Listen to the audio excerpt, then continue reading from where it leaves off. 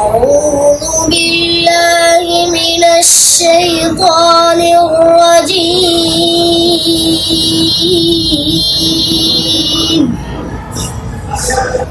ربنا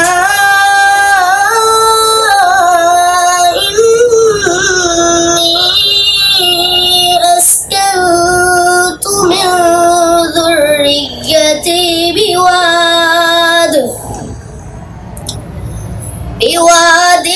غير ذي زرع عند بيتك المحرم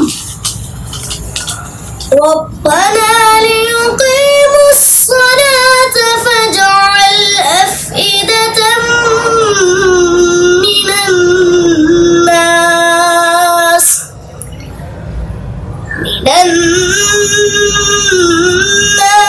تهوي إليهم وارزقهم من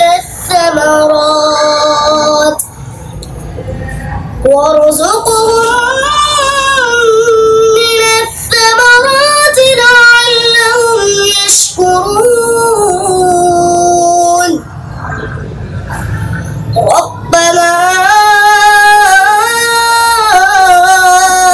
إنك تعلم ما نخفي وما نعلن وما يخفى على الله من شيء في الأرض ولا في السماء.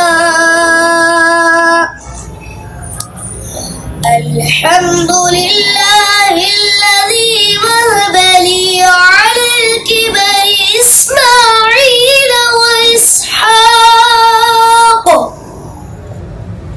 إن ربي لسميع الدعاء.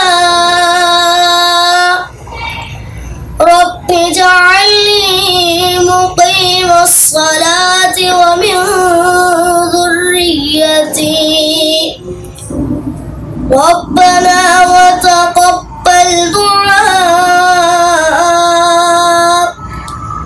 ربنا اغفر لي ولوالدي وللمؤمنين يوم يقوم الحساب.